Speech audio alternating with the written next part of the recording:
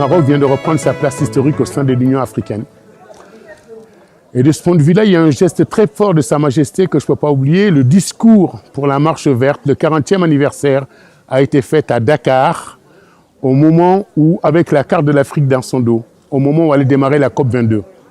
C'est-à-dire que c'est comme si, le 14 juillet, Emmanuel Macron allait le fêter chez Angela Merkel. Donc je crois que c'était un symbole très fort pour dire que vis-à-vis de l'Afrique, ce n'est pas uniquement des déclarations d'amour, ce sont des preuves d'amour que Sa Majesté a apportées au continent.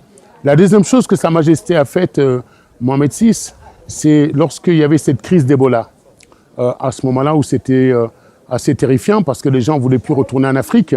Et l'Afrique, décidément, était un peu victime, comme d'habitude, de cette image terrible d'un pays de guerre, de violence, où effectivement il y a des questions de santé.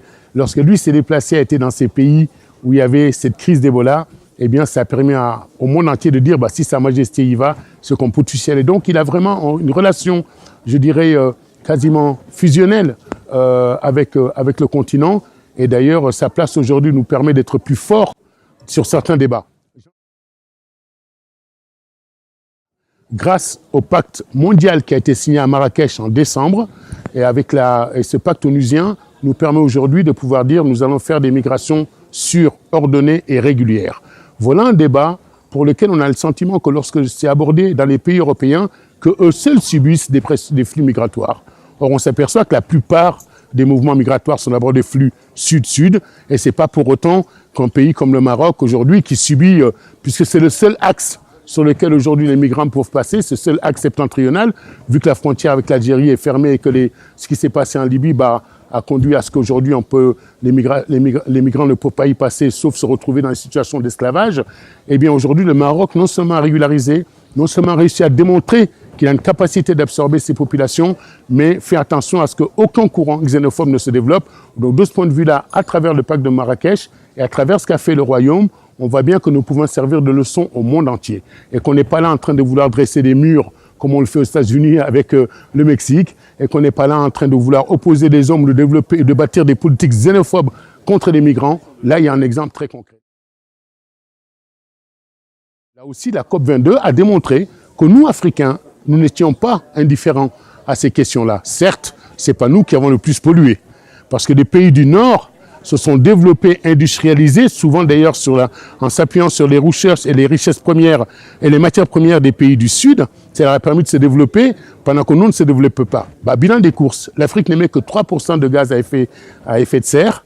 Alors l'immense majorité de la planète est polluée par les pays du Nord, mais c'est nous qui ressentons les premiers l'effet de l'érosion côtière, l'avancée du désert, la disparition des grands lacs comme le lac Tchad, ou alors les forêts qui sont de plus en plus dans des situations où ils sont totalement disséminés.